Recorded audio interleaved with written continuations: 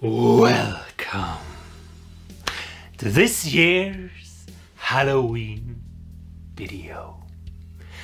Happy Halloween and welcome. I've already said that. I guess I have a bone loose. Anyway.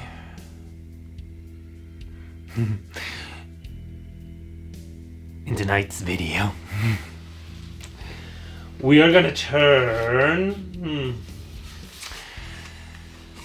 this boring old kalimba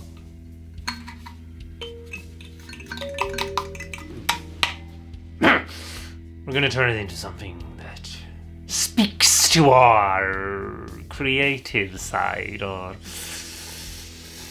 possibilities for strange and new and interesting sounds.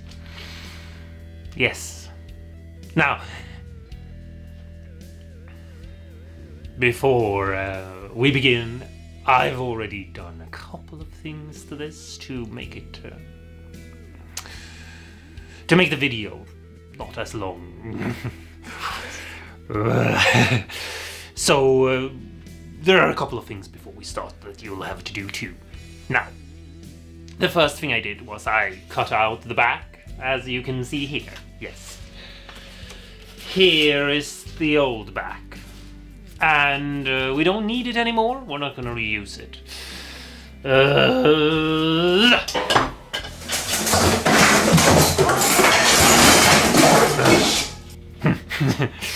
I think he lost an eye. Anyway, remove the back.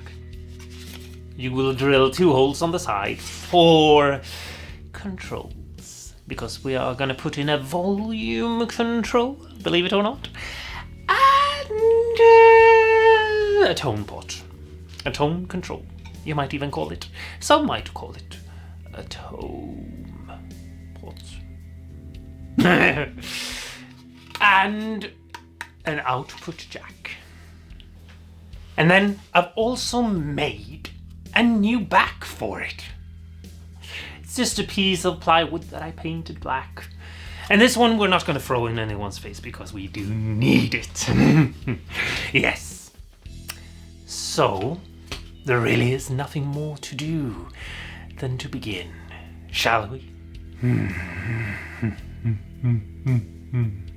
So, the first thing we have to do is we have to put in our pots. I have 2 pots right here, and we have to screw them in place. Now, I don't know if you can see this, but the pot has 3 legs, and I've bent one of the legs back, and I've soldered it to itself. You'll get close-ups pretty soon, and that's how we get the volume control to work. So we put our pots in gently and sweet, tighten them down and make sure we get a firm grip of reality or something. I don't actually know. Can you see them? They're right here, right there. Yes. And now we just have to do the same with the output jack. We put it through the hole so that the tip sticks out, and we put the little washer on top. And we try to not get mad because things are too fiddly for our hands.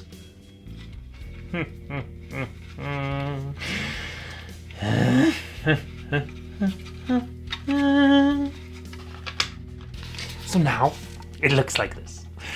Not much to look at, the pots and the output jacks, so no, we just have to jump into the scary part. Or at least some of you might call it scary. It's actually not that bad when you think about torture, for example.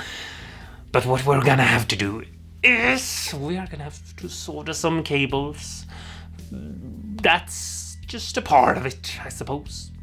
Now, I know some of you are gonna say, why not just put in a piezo and do the 2 cables that goes from it to the jack and be done with it. But I think that it's a good idea, I really do, to, be able to control the signal a little bit, because you don't know what you're gonna plug this into, and some pedals, they have a bunch of controls and some they don't. And, yes, it's gonna be more easy for us all if we have a tone and a volume that let us just fine-tune the signal, before it goes into something else. So, I suppose I can't force you?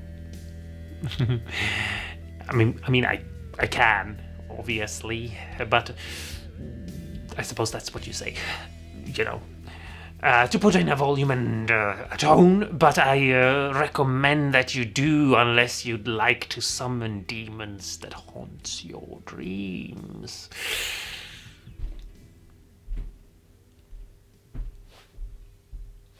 Alright, so the first thing we do is we pre-tin our piezo.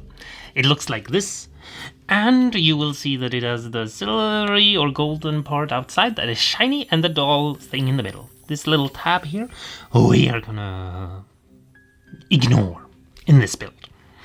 And all you need to do is you have to pre-tin your wires and attach one wire to this inner part, like so, and one to this outer. It's that simple, really. Now, this blue wire is the ground, and the outer and the inner, that's the lead. And we'll just twist these together around each other, just so that there is less interference and noise and things like that. So they end up looking something like this. And then we put double-sided tape on it. You can use hot glue or even super glue if you would like to, but I think that this is good enough, and I'd like to be able to take this out if something breaks or something. This block right here is under the bridge, and so that's where we're gonna put the piezo and just press it into place, and so now it's stuck there.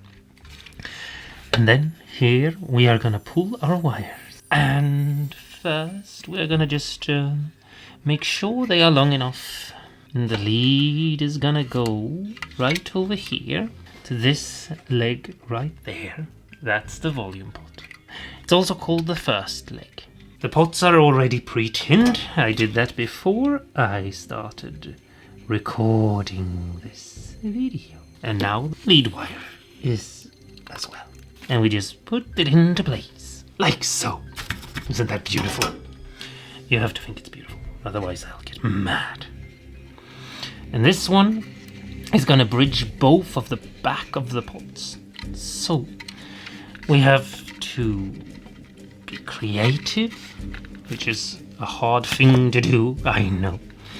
And that is put this up here and measure out where we're gonna cut away a tiny bit of the wire. And now we have a slit here, and so we can just pre-tin the wire in both these places.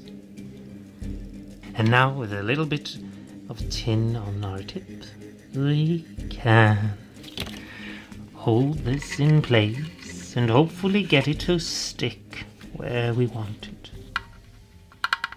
Like so.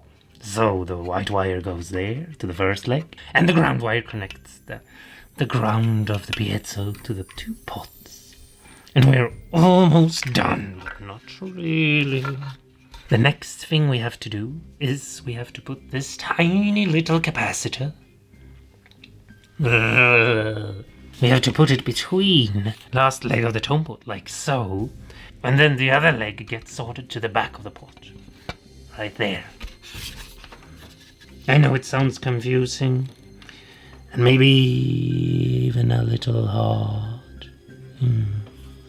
But I promise you, you won't burn yourself that many times. And then we have to put a wire to connect the tone to the volume. So this middle leg here gets a wire, and it gets pulled over and connected to the same first leg as the other wire. Pulled over.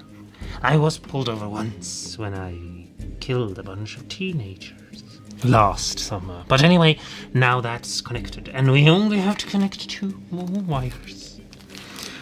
Starting to get there, and it's pretty sad actually now that you think about it. So first, this volume bot's middle leg, the only leg left, gets a wire. And we are gonna stay with the theme and use a white wire for the lead.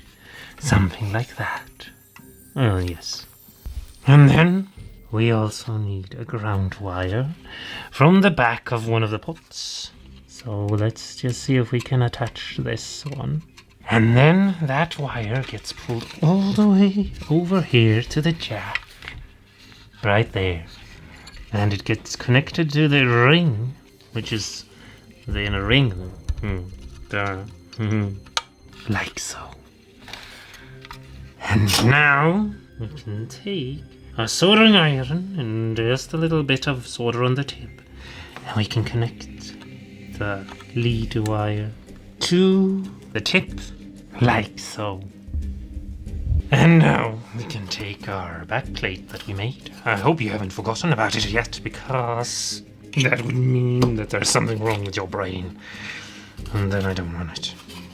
We can just put this over here, like so, and take our tiny little screws. They're so tiny I can barely get them out. That's what she said.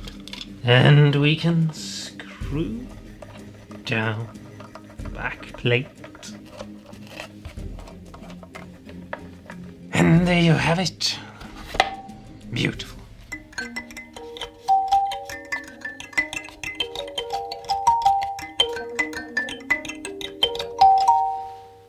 And then we just have to put on some control knobs, like so, and line them up so that they look neat. And if you can remember where you've seen these before, I promise you Alex will give you 10 life points. Whatever that means. Well, it's finished now, and I want to thank you so much for watching. It really makes me happy to know that you want to spend your last minutes here on Earth with an old pile of bone. I mean, it's true. Like me. Yes, it's the end of Halloween. It's been fun seeing all the little ghouls and goblins go by. And I'll be back next year. Unfortunately, not before then, but I suppose so is life. Or rather, death. Alex will be back next video with some silly, boring, run-of-the-mill thing, you know. I know you're all just waiting for me to come back, but you'll have to wait till next Halloween. Anyway, thank you. From the pit where my heart used to be. Yes. Anyway, let's now go and listen to this. Plug in some pedals. I don't know. See what happens.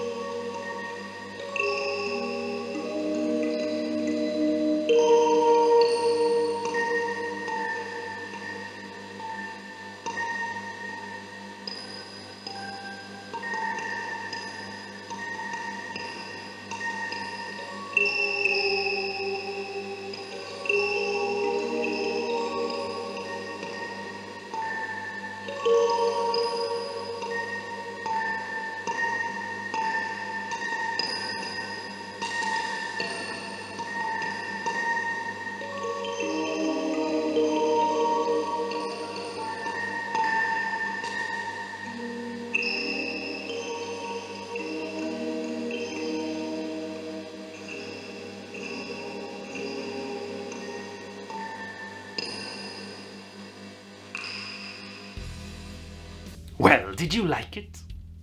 Let me know in the comments below. Even if it's, later in the year, I can still read the comments, yes.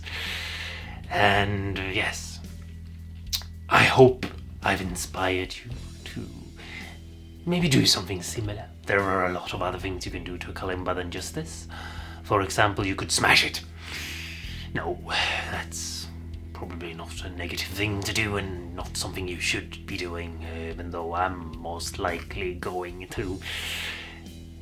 Anyway, until next time, stay cruel and sneaky and slimy, and go and celebrate Halloween, whatever is left of it, depending on where you are in the world.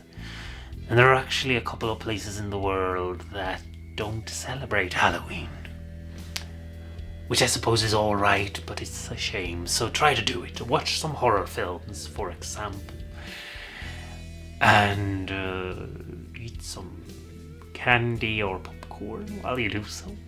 My favorite one is the little candies that they look like a skull. No? Never mind.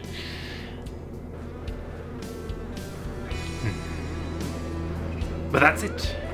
Happy Halloween! Ah!